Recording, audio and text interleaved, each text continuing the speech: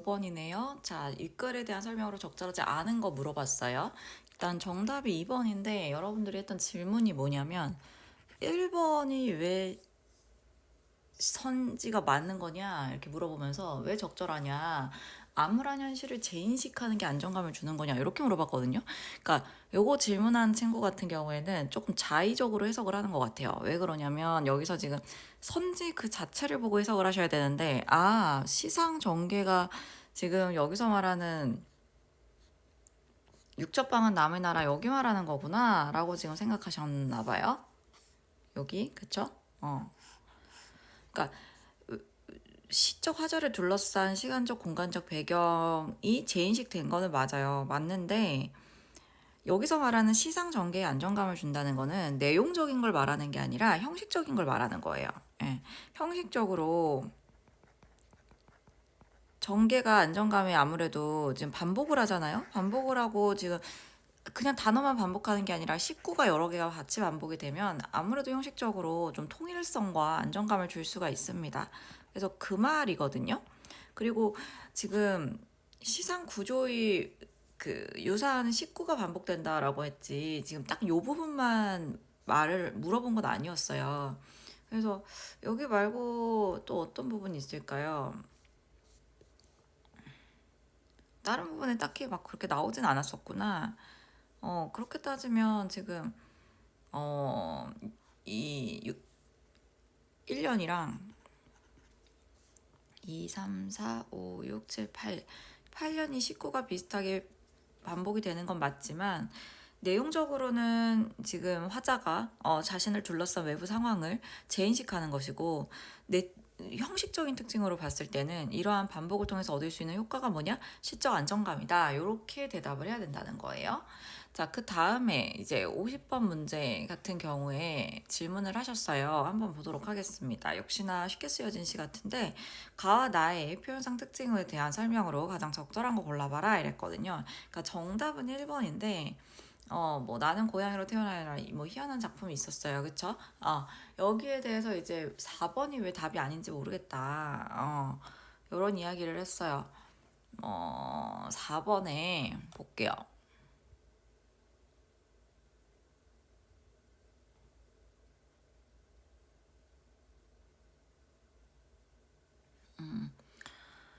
가는 나와 달리 상징적 시어를 사용하여 미래의 삶의 태도를 암시하고 있다. 미래의 삶의 태도는 요런 거겠죠. 내가 등불을 밝혀서 어둠을 몰아내고 진짜 아침을 나는 기다릴 거야. 그쵸? 그거는 맞는데,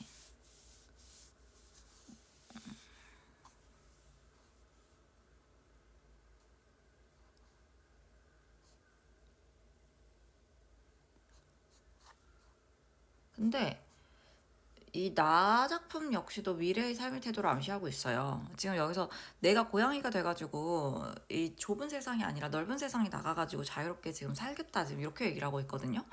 그렇게 하는 거를 우리가 알 수 있는 게, 나는 털끝 하나 적시지 않을걸? 나는 꿈을 꾸리라. 여기서 이런 것들은 모두 다 미래에 대한 예측이나 미래에 대한 추측을 나타내는 지금 서술어예요. 그렇기 때문에 지금 놓친 참새를 쫓아서 밝은 들판을 내딛는 꿈을 나는 꿀 거야 지금 이거잖아요. 그래서 이거는 미래 상황이고, 어느 정도 고양이가 된다는 게 진짜 고양이로 탈바꿈한다는 의미가 아니라 고양이가 가진 그런 자유로운 속성을 지금 상징하는 표현이거든요. 그렇기 때문에 지금 4번에서 상징적 시어를 사용하여 미래의 삶의 태도를 암시한다라는 거는 나도 해당이 됩니다. 그리고 다시 한 번만 잠깐 보면 미래의 상징적인 뭐라 그랬죠? 상징적 시어를 사용하여 미래의 삶의 태도를 암시한다. 근데 삶의 태도가 어떻게 나올지는 잘 모르겠어. 가에서 지금 내몰고 아침을 기다린다. 뭐 내가 뭐 굳이 삶의 태도를 예측을 하자면 눈물과 위안으로 내가 최초의 악수를 해서 손을 잡았으니까 내가 이상화된 이상적 자아를 실현하겠다 이 말이겠죠. 근데 구체적으로 솔직히 구체적으로 행동 방안을 얘기한다라고 하면 가에서 구체적으로 내가 미래 광복을 대비하기 위해서 어떻게 행동하겠다까지 나오지는 않았어요. 그러진 않았고 50번의 4번 선지는 오히려 나 작품에 더 가까운 얘기가 되지 않을까 싶습니다. 자, 그 다음에 53번 문제 한번 보도록 하겠습니다. 53번 보시면 4번이 왜 적절한 건지 모르겠다 이러셨거든요. 이게 정답은 몇 번이냐면 5번이고 이제 적절하지 않은 거거든요. 그럼 맞는 거잖아, 4번은. 그쵸? 4번이 왜 맞는 거냐? 자기도 모르게 웃는 거면 눈사람에게 위로를 받은 게 아닐까요? 이랬는데 한번 볼까요? 사는 게 뭔지 회사에서 잘리지 않으려고 억지 웃음을 짓기도 합니다. 사무실에서 잘리지 않으려고 한 거라는데?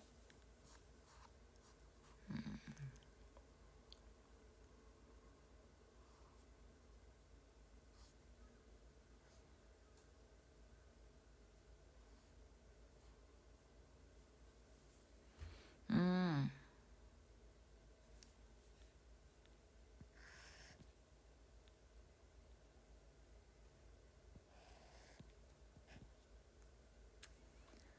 음,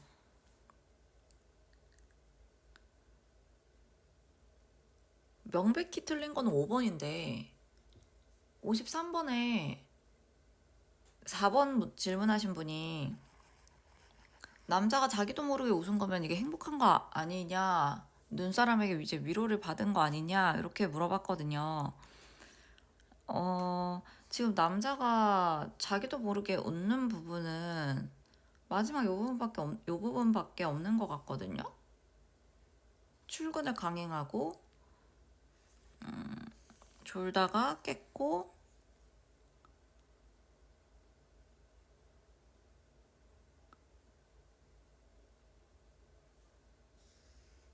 그쵸? 눈사람의 그 웃는 얼굴을 보고 남자는 멈춰섰다. 웃는 얼굴 생김새는 김새 농당 자기도 모르게 근무에 흉내냈다. 근데 여기서 지금 입술이 터져가지고 피가 새어 나왔대요. 그러면 이 남자는 지금 눈사람을 보고 위로를 받은 게 아니라 그냥 저 눈사람 때문에 내가 이 고생을 하고 있는데 눈 치운다고 고생을 했는데 저 눈사람 웃고 있네? 아, 어이없어. 이 정도의 감정이 아닐까요? 네, 그래서 이 부분에서는 딱히 위로받았다는 부분을 찾기가 조금 어려운데, 이거는 넘어가도록 하겠고요. 다음에 61번 문제 한번 보도록 할게요. 61번 문제 보시면 일단 올바르게 짝지은 거 찾아봐라 이랬을 때 답은 5번이거든요. 네, 답은 5번인데 여러분들이 질문한 게 뭐냐면 몇 음보인지 구분하는 거 모르겠다. 그리고 몇 음보다 하는 거는 한 연에서 말하는 건가요? 행에서 말하는 건가요? 아, 어렵죠. 이게 좀 달라요. 어떤 경우에는 한 줄에 해당하는 경우, 한 줄, 그러니까 한 행에서 몇 음본지를 나눠야 되는 경우가 있고요. 아니면 두 행에 걸쳐서 혹은 세 행에 걸쳐서 음보를 나누는 경우들도 있어요. 그렇기 때문에 이게 음보를 여러분들이 찾기가 좀 어려울 텐데 음보라는 말 자체의 정의가 딱히 뭐 사전을 찾아보든 아니면 전공서를 보든 뭐 뚜렷하게 나와 있는 게 없어요. 그냥 한 번에 내는 소리의 덩어리, 한 번에 자연스럽게 낼 수 있는 소리의 덩어리라 그러거든요. 그래서 보통은 세 글자에서 다섯 글자의 음절로 하나의 음보를 구성하는 경우가 상당히 많아요. 이게 한 60% 정도 이상이고요. 그 이외에는 글자 수가 좀 더 많은 경우들도 있어요. 그래서 음보는 이제 한 번에 내는 자연스러운 단위이기 때문에 띄어쓰기와는 상관이 없습니다. 띄어쓰기와는 무관하고요. 이거는 어떻게 하면 우리가 느낌적으로 잘 알 수 있냐? 시를 많이 읽어보셔야 돼요. 시를 여러 개 많이 읽어봐야 되는데 우리가 내신 공부를 하는 목적에서는 뭐 시를 진짜 무턱대고 많이 읽어볼 시간적 여유가 없잖아요. 그렇기 때문에 보통은 그냥 작품마다 시험 목적에서 외워놓는 게 제일 좋아요. 민요적인 율격은 3음보 혹은 4음보고, 뭐 시조는 4음보고, 고려가요는 3음보고, 뭐 김소월의 작품에 나오는 대부분의 작품들은 3음보고, 뭐 이런 식으로 여러분들이 공부를 해놓는 게 훨씬 그냥 이해하기가 편합니다. 여러분들한테 시를 많이 읽으라고 하는 거는 어느 정도 뭐 공부를 뎁스 있게 하는 경우인 거지, 여러분들은 지금 내신 공부 목적이기 때문에 음보를 완전히 이해하기까지 시간이 많이 걸릴 수밖에 없어요. 그래서 요거는 너무 스트레스 받지 마시고 시험 범위에 해당하는 작품의 음보를 여러분들이 외워놓는 거를 추천을 드립니다. 다음에 여러분들 65번 문제 한번 보도록 하겠습니다. 자, 65번 문제는 일단 적절하지 않은 거 찾아라 했을 때 답이 1번인데 자, 65번에서 D 운명을 받아들인다가 맞냐? D 한번 볼까요? 어두운 시대를 살아야 하는 자신의 운명을 받아들이면서도 절망하거나 체념하지 않고 자신의 운명을 받아들이고 있죠. 이 사람의 운명을 뭐냐면 시 쓰는 게 자신의 운명이야. 그래서 아까 위에서도 뭐라 그랬냐면 내가 시인이라는 게 슬픈 천명이다 이랬잖아요. 천명이라는 거 하늘의 명이기 때문에 결국 운명이란 말이야. 나는 내 천명이 뭐다 한 줄 시를 적는 거야. 그래서 내가 지금 여기서 1년에서 반복했던 시의 시공간적 배경을 다시 한번 재인식하잖아요. 재인식하기 전에도 자기는 뭐라 그러냐면 내가 이렇게 시를 쓰는 건 부끄러운 일이야. 그러니까 나는 어떤 시를 써야 돼? 현실을 좀 더 반영할 수 있는 시를 써야 돼 라는 걸 생각하면서 현실을 재인식을 하거든요. 그렇기 때문에 여기서 내 운명을 받아들여. 근데 절망하거나 체념하지 않고 어떻게 한다? 현실 재인식을 하지. 현실 재인식을 통해서 변한 게 없네? 그럼 나라도 어떻게 해야 되겠구나?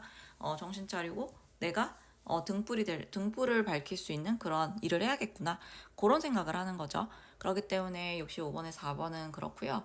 71번 문제 한번 보도록 하겠습니다. 자, 71번 문제는 이제 껍데기는 가라랑 한번 비교해서 여러분들이 공통점을 찾는 그런 문제였거든요. 이제 정답은 2번이었는데, 이제 여러분들이 질문한 게 뭐였냐면, 껍데기와 세부치가 상징적 사물이라는 걸 아는 방법이 있냐. 이게 어떻게 보면 지금 껍데기는 가라라는 식구 전체가 계속해서 반복을 하고 있는데 무엇무엇은 가라, 너 가라 지금 이렇게 얘기를 하거든요. 근데 너 가라라고 했을 때 너라고 하면 2인칭 대명사니까 명백히 사람을 밝힌다. 사람이나 혹은 뭐 동물을 지칭한다라는 걸 알지만 껍데기는 사물이기 때문에 자기가 직접 걸어갈 수 없잖아요. 그쵸? 그럼에도 불구하고 이 껍데기한테 그냥 가라라고 얘기를 하고 있거든요. 그러면 사물을 뭔가 의인화해서 표현했네. 그럼 이 사물 자체를 표현하는 게 아니라는 소리겠네? 라고 여러분들이 유추를 할 수가 있죠. 추론할 수 있다는 거예요. 그래서 껍데기 자체는 뭐 자기가 걸어서 움직일 수 없으니까 이 껍데기는 진짜 껍데기를 말하는 게 아니라 무언가 상징적인 의미가 있나 보다라고 보셔야 되겠죠. 그리고 4월의 알맹이? 4월이 웬 알맹이야? 뭔지 모르겠어. 내가 지금 명백히 이 시적 표면적으로 드러나 있는 시어의 의미를 해석할 수 없다면 그거는 다 상징적인 의미가 섞여 있다는 소리예요. 그리고 시어라는 것 자체가 여러분, 시어라는 거는 특징이 뭐냐면요. 함축성을 지녀야 돼요. 여기서 말하는 함축성이라는 거는 일반적인 일상어와 다르다는 소리예요. 일상어는 우리가 상징할 필요도 없고 비유할 필요도 없거든요. 근데 함축성이 있다는 거는 이 안에 상징이 들어갈 수도 있고 비유가 들어갈 수도 있고 작가가 자기만의 어떤 메시지를 담을 수도 있는 거예요. 그렇기 때문에 이게 뭐 방법이 있냐라고 한다면 시적인 그냥 표면적 의미로 해석이 안 되면 그건 다 상징이다. 그렇게 보셔야 되겠습니다. 다음에 74번 문제가 있는데 74번 문제에서 시를 해석해 달라고요? 74번 문제에서 시를 해석할 게 있었어요? 자, 74번 문제 74번이 아닌데? 지금 번호를 잘못 썼나 본데?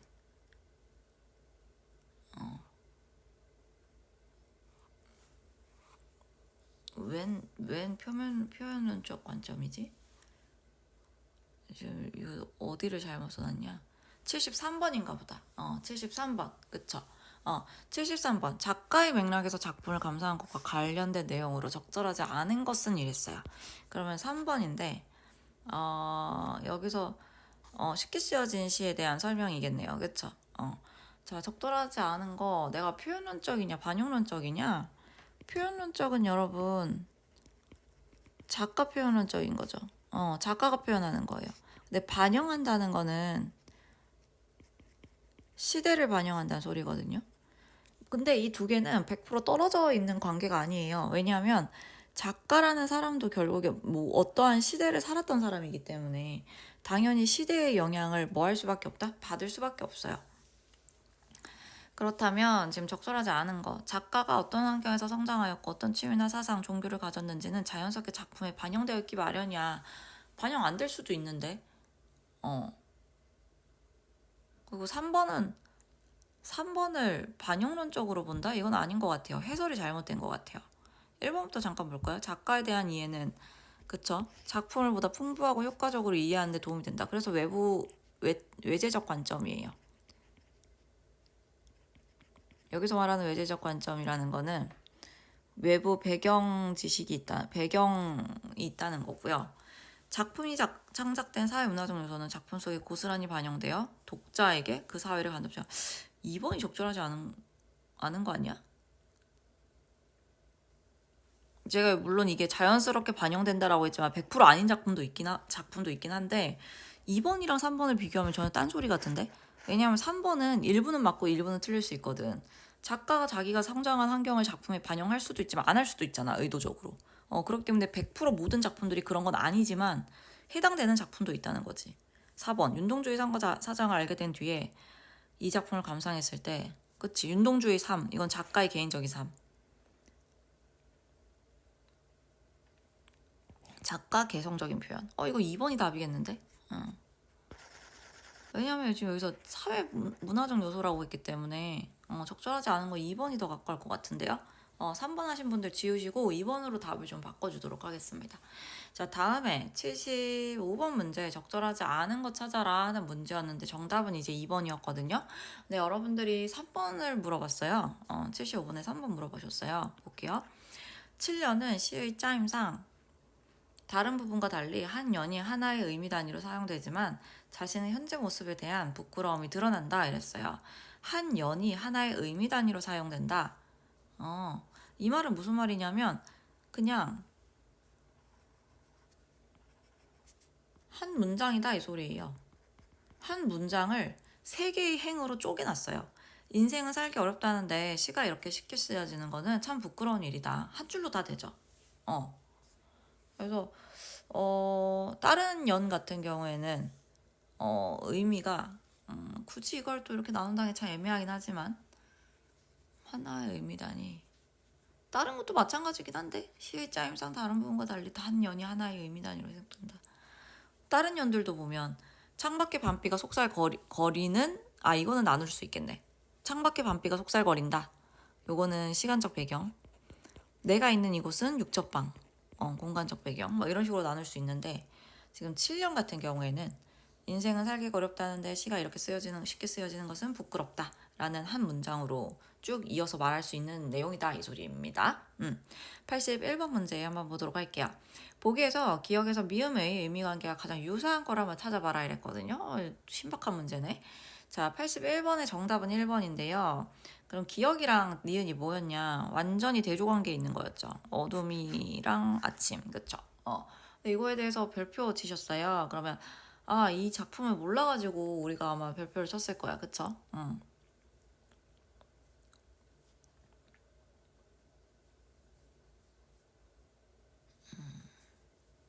이거는 뭐 굳이 지금 보실 필요 없지만 여기서 남해와 북녘은 의미하는 게 뭐냐면 이제 그거예요. 좀 뭐라 그래야 되지? 분단된 상황을 뜻하는 표현이에요. 그래서 남해 이러면 남한만 뜻하니까 분단. 그다음에 제주에서 두만강까지, 제주도부터 두만강까지 다 어디예요? 우리 한반도죠. 한반도이기 때문에 이 한반도라는 의미는 통일된 상태를 뜻합니다. 통일된 우리 남과 북을 뜻하고요. 우리가 디딘 이 아름다운 논밭도 바로 이 한반도를 뜻하는 표현이고요. 다음에 바다와 대륙 밖에서 매서운 추일. 바다와 대륙 밖은 이제 우리나라를 힘들게 하는 어떤 좀 부정적인 세력들을 의미하고요. 여기 봄은 삼천리 마을마다 우리 가슴속에 움트리라. 움터서 강산을 덮은 그 미움의 쇠붙이들, 이건 전쟁을 의미하거든요. 그렇기 때문에 이 쇠붙이가 무기를 뜻해요.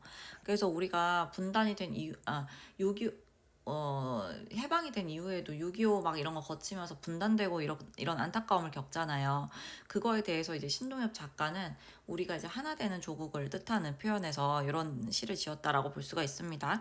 그래서 긍정적인 거는 C와 D가 합쳐진 거고요. 그렇기 때문에 요게 요렇게 지금 통일 남북이냐 아니면 분단된 남한이냐기 때문에 지금 반대되는 의미로 쓰이고 있습니다. 다음에 89번 문제 한번 보도록 하겠습니다. 자, 89번 문제는 여러분 여러 작품들을 섞어가지고 지금 낸 종합적인 문제였는데 자, 89번은 일단 정답은 적절하지 않은 것은 정답이 5번이었거든요. 근데 89번에서 왜 4번이 내적 갈등이냐? 인생이 살기가 어렵다는데 나는 무슨 시를 쓰고 있죠? 쉽게 쓰여지는 쉬운 시를 쓰고 있죠. 내가 인생이 살기가 어려워. 그럼 어떤 시를 써야 돼? 살기 어렵다는 거를 토로하는 시를 써야 되는데 나는 그런 시를 못 쓰고 있어. 그렇기 때문에 지금 이거는 내가 어떤 시를 써야 될까? 시를 이렇게 쉽게 그냥 사람들한테 읽히기 좋은 예쁜 시를 써야 할까? 아니야. 내가 현실을 이런 나만의, 나만이래. 우리 조선의 현실을 알려줄 수 있는 이런 시를 써야 될까? 막 이런 고민을 했다는 뜻이니까 내적 갈등을 보여준다. 맞는 얘기겠죠. 다음에 90번 문제 한번 보도록 하겠습니다. 나를 감상한 것으로 가장 적절하지 않은 것은 이랬어요. 이제 4번인데, 리을이 뭐냐면, 오늘 내 여기서 너를 불러보리라 이랬거든요. 그쵸? 여기에서 90번 질문에서, 한복판, 한바다 복판, 너를 불러보노라 이 부분이 화자가 원하는 상황이 이루어진 거 아닌가요? 왜 부정적 현실이라고 답지에 나와 있나요? 대조적 시어가 어디에 나타나 있나요? 음.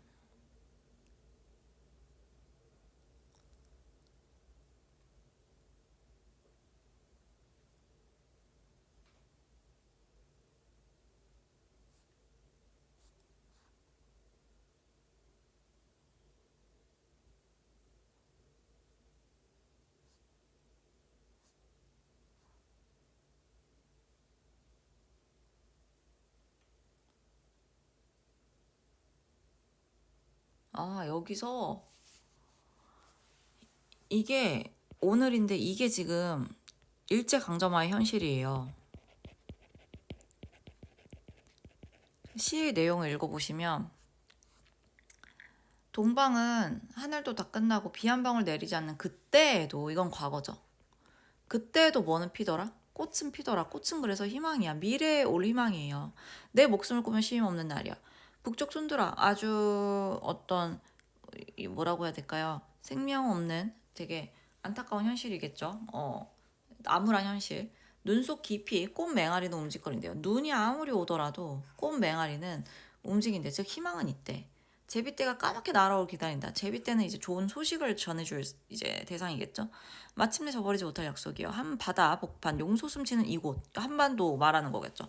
바람결 따라 타오르는 꽃성. 이 꽃이 한 송이 두 송이 피는 게 아니라 물이 지어 올 거래. 그거는 이 희망이 물이 지어서 올 거라는 거야. 나비처럼 취하는 회생한 무리들아, 오늘 내 여기서 너를 불러버리라. 내가 꽃성을 부를 거야. 어떻게? 나는 지금 비록 어디에 있지만 일제강점 북쪽 툰드라의 아주 새벽 찬 공기 안에 있지만 여전히 우리 밑에는 뭐가 남아있을 것이다. 뭐가 움직거리고 있을 것이다. 꽃이 움직거리고 있을 거라는 거예요. 그렇기 때문에 그 꽃을 기다리면서 나는 이 시간을 버틸 거예요. 이 말이거든요. 그런 시거든요. 그렇기 때문에 지금 리을은 오늘이니까 부정적 현실을 뜻하는 표현이 맞겠죠. 예. 그리고 대조적인 시요? 뭐 꽃성과 이게 대조라고 볼 수 있을까? 대조? 2번에서 대조적 시어를 활용하여 끈질긴 생명력 안주한다. 맞아요. 눈 속이랑 지금 꽃 맹아리가 지금 대조를 이루고 있네요. 니은 안에서 대조를 이루고 있습니다. 그쵸? 다음에 92번 문제 한번 보도록 하겠습니다. 92번 문제. 자, 지금 가와 나를 감상한 것으로 적절하지 않은 거 골라봐라 했을 때 답은 4번이었거든요. 4번 보리타작이랑 쉽게 쓰여진 시를 비교한 작품이었는데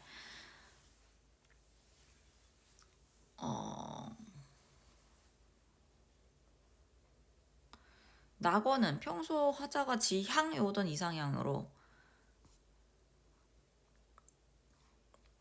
그쵸? 낙원이라는 곳 자체는 그럴 수 있죠. 무기력한 일상적 삶을 벗어나고자 하는 의지가 반영된 상상적 공간이다. 여기까진 맞아요. 화자가 지향하던 이상향이다. 근데 무기력한 일상적 삶을 벗어나고자, 무기력 아니죠. 화자는 어떤 삶을 살았다 그랬어요? 벼슬길을 뛰어다닌 사람이야. 벼슬아치 이 화려한 삶을 살았던 사람이라고요. 화려하고 막 치이는 삶을 살다가, 난 이런 삶을 살 필요 없다. 내 고향 주변에서 내가 왜 낙원을 먼 곳에서 찾았을까? 고향이 내 낙원이었는데, 좀 이런 거잖아요. 근데 이 사람이 무기력한 삶을 살다가 답을 찾은 게 아니라 너무 화려하고 뭐라 그래야 될까? 사람들에게 치이는 삶을 살다가 뭐 귀양살이를 했다. 이런 삶을 산 사람이란 말이에요. 이 정약용이란 사람이. 그렇기 때문에 지금 그거랑은 무관하고요. 다음에 일상적 삶을 벗어나고자 하는 의지가 반영된 상상적 공간으로 이해할 수 있다. 근데 여기서 지금 화자는 낙원을 고향으로 생각하고 있거든요. 근데 고향은 상상적 공간은 아니죠. 네. 그렇기 때문에 요거 앞에는 맞고 뒤에는 틀렸다라고 보시면 되겠습니다. 다음에 94번 문제 한번 보도록 할게요. 가와나에 대한 설명으로 적절한 거 찾아봐라 하는 문제였거든요. 정답은 4번이었는데 여러분들 질문한 게 2번이랑 3번이었어요.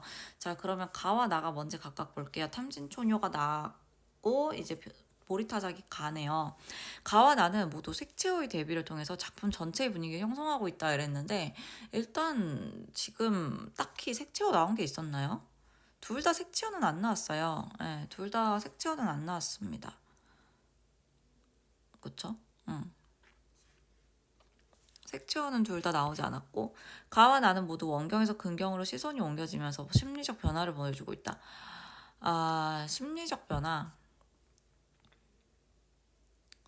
근데 지금 가에서는 일단 심리적 변화는 보이지 않아요. 이제 가가 만약에 원경에서 근경이냐? 원경에서 근경이라기보다는 이거는 선경 후정이죠. 멀리 있는 경치를 보면서 내가 나중에 깨달은 바를 얻는 말하는 거기 때문에 가 작품을 기준으로 우리가 봤을 때 원경에서 근경으로 옮겨지는 것도 아니고요. 심리 변화도 일어나지 않아요. 나에서도 역시나 심리 변화는 일어나지 않고요. 네, 나에서도 심리 변화는 없고요. 원경에서 근경으로 지금 시선이 이동되는 경우도 없어요. 그렇기 때문에 정답이 이제 4번 이렇게 돼야 될 것 같고요. 마지막으로 96번 문제 한번 보도록 하겠습니다. 가리봉동이네요. 자, 가리봉동 같은 경우에 지금 우리가 적절한 거 골라봐라 이랬을 때 4번이었거든요. 니은, 디귿, 미음이 맞다. 근데 여러분들 그냥 별표 이렇게 해놨네요. 그러면 A랑 B가 뭐였는지 한번 볼까요? B는 분홍편지지고요. A는 뭘까요? 아, 견적서.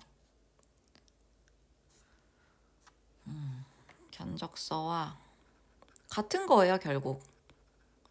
A랑 B는 지금 여기서 가리키는 게 같은 거야. 같은 건데 B를 분홍편지지라고 썼던 거는 얼마나 지금 임 씨가 전문성은 갖추지 못한 채로 지금 일을 하고 있는가에 대한 이야기였어요. 그러면 견적서는 분홍편지지와 달리 옥상에 들어간 재료비를 포함하고 있다. 아니지, 분홍편지지에도 다 적혀 있었지.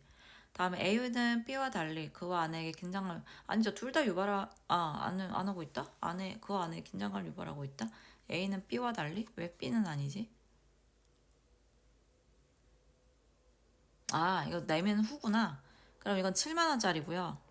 이거는 18만 원짜리예요. 이렇게 비교하는 게 더 빠르겠죠? 옥상에 들어간 재료비는 둘 다 포함하고 있지. 다음에 아닌데? 아, 미안해요. A는 B와 달리 아니지. A와 B 둘 다 지금 옥상에 들어간 재료비 다 포함하고 있어요. 다음에 견적서 18만 원짜리 견적서는 분홍 편지지와 달리 그와 아내에게 긴장감을 유발한다. 그쵸? B는 A와 달리 임 씨에 대한 그와 아내의 오해를 해소하는 계기가 된다. 그쵸? 해소가 돈 문제가 밝혀지고 나서 해소가 된다 그랬어요. 다음에 A는 그에 대한 임 씨의 태도를 부정적으로 바꾸었고 B는 긍정적으로 바꾸었다. 전혀 그렇지 않죠. 임 씨는 한결같이 긍정적으로 행동한 사람이죠.